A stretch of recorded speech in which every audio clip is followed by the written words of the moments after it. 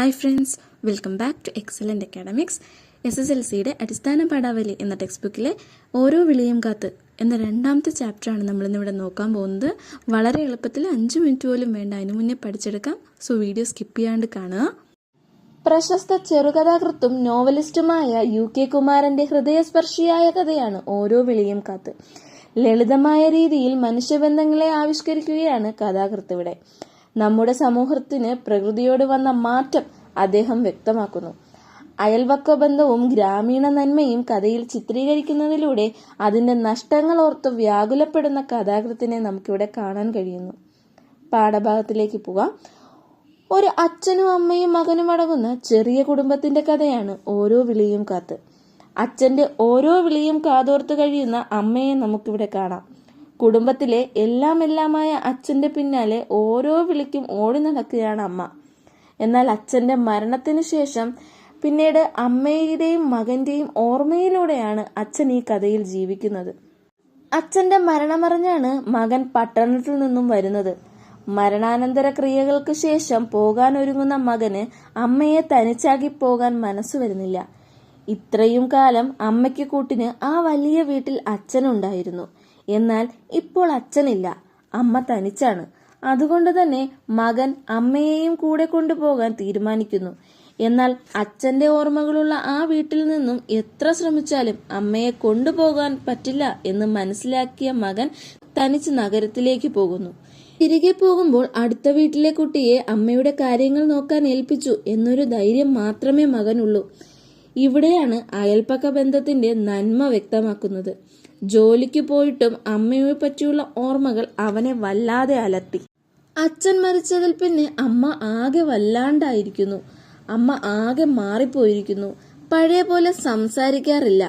അച്ഛന്റെ ശബ്ദവും സാന്നിധ്യവുമായിരുന്നു ആ വീട്. ഇപ്പോൾ അതൊരു വീടല്ല. വയ്യാതെ കിടപ്പിലായപ്പോൾ പോലും ആ വീട്ടിലെ കാര്യങ്ങളെല്ലാം അച്ഛൻ ശ്രദ്ധിച്ചിരുന്നു. കഞ്ഞിപ്പാടത്തെ വെയിലിന്റെ വേലിയേറ്റവും കമുകിൻ തോട്ടത്തിൽ രാത്രി വാവലുകളുടെ ചിറകടിയൊച്ചയും കിടന്നുകൊണ്ട് തന്നെ അച്ഛൻ അറിയുമായിരുന്നു. കവുങ്ങിലെ അടയ്ക്ക പഴുത്തിരിക്കുന്നു, തെങ്ങിലെ തേങ്ങ വരണ്ടിരിക്കുന്നു, കഞ്ഞിനെല്ലിന് വേലി കെട്ടാൻ സമയമായി, വരമ്പിലേക്ക് ചാഞ്ഞു കിടക്കുന്ന കതിരിൽ ചവിട്ടി ആരോ നടന്നു പോകുന്നതുമെല്ലാം അച്ഛൻ കിടന്നുകൊണ്ട് തന്നെ തിരിച്ചറിഞ്ഞിരുന്നു. അച്ഛൻ കണ്ടതെല്ലാം തോന്നലുകളാണെന്ന് ആദ്യം മറ്റുള്ളവർ വിചാരിച്ചിരുന്നു. എന്നാൽ ചെന്നു നോക്കുമ്പോൾ മനസ്സിന്റെ ക്ലാവ് പിടിച്ച കണ്ണാടിയിലൂടെ അച്ഛൻ കണ്ടതെല്ലാം ശരിയായിരുന്നു. ഓർക്കിതൊന്നും കാണാൻ ഏടെയും പോണോന്നില്ല, ആടെ കിടന്നാൽ അറിയാം എന്ന് വീട്ടിലെ കണാരൻ പറയുമായിരുന്നു. അത്രത്തോളം പ്രകൃതിയോടിണങ്ങി നിൽക്കുന്ന ജീവിതമായിരുന്നു അച്ഛന്റെ. അച്ഛനും അമ്മയും തമ്മിലുള്ള ആത്മബന്ധം വളരെ വലുതായിരുന്നു. കിടന്ന കിടപ്പിൽ തന്നെ അച്ഛൻ വിളിക്കുമ്പോൾ എല്ലായിടത്തും അമ്മ ഓടിയെത്തുമായിരുന്നു. അച്ഛന്റെ എല്ലാ നിർദ്ദേശങ്ങളും അമ്മ അനുസരിക്കും. അമ്മ ഓടിയെത്താൻ കുറച്ചു വൈകിയാൽ അച്ഛന് സങ്കടമാവും. എന്നെക്കൊണ്ട് ഒന്നിനും കൊള്ളില്ല അല്ലേ എന്ന് അച്ഛൻ പറയുമ്പോൾ അമ്മയ്ക്ക് ദേഷ്യം വരും. ദേഷ്യപ്പെടൽ അച്ഛനോടല്ല, സ്വന്തം വിഷമങ്ങൾ ഓർത്ത് പറയുന്നതാണ്. അമ്മ സംസാരിച്ചു തുടങ്ങിയാൽ അച്ഛൻ നിശബ്ദനാകും. അമ്മയിൽ നിന്ന് എന്തെങ്കിലും കേൾക്കാനുള്ള ആഗ്രഹം കൊണ്ടാണ് അച്ഛൻ ഇങ്ങനെയെല്ലാം പറയുന്നത്. ഇത്രയും ആത്മബന്ധമുള്ള അമ്മയെ വിട്ട് അച്ഛൻ പോയപ്പോൾ ആ വീട് നിശബ്ദമായി. അച്ഛന്റെ വിളിക്കായി കാതോർത്തിരുന്ന് അമ്മയ്ക്ക് വാർദ്ധക്യം ബാധിച്ചു. എല്ലാ ആഴ്ചയിലും അമ്മയെ കാണാൻ മകനെത്തും. ഇത്തവണ അമ്മയെ കൂട്ടിക്കൊണ്ടു പോകാനാണ് അവൻ എത്തിയിരിക്കുന്നത്. താൻ പോയാൽ വീടും പരിസരവും നോക്കാൻ ആരുമില്ല എന്ന് മനസ്സിലാക്കിയ അമ്മ മകനോട് കൂടി പോവാൻ വിസമ്മതിക്കുന്നു. വാവ് കഴിയട്ടെ, വാവ് കഴിഞ്ഞ് ഞാൻ വരാം എന്ന് അമ്മ മകന് ഉറപ്പ് നൽകുകയാണ്. വാവുബലിക്ക് പരേതാത്മാക്കൾക്ക് ഇഷ്ടമുള്ളതൊക്കെ നൽകുന്നതിനോടൊപ്പം അമ്മ അച്ഛൻ ഇഷ്ടപ്പെട്ട പലഹാരവും നൽകാറുണ്ട്.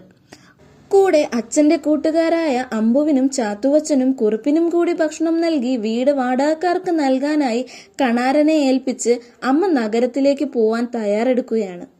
അച്ഛന്റെ കൂട്ടുകാർക്ക് ഭക്ഷണം നൽകുന്നതിലൂടെ അയൽപ്പക്ക ബന്ധത്തിന്റെ ദൃഢത നമുക്കിവിടെ വ്യക്തമാകുന്നു.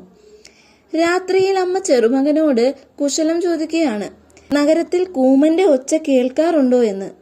അതിന് മറുപടിയായി ടിവിയുടെ ഒച്ച മാത്രമേ കേൾക്കാവൂ എന്ന് കുഞ്ഞു പറയുന്നു.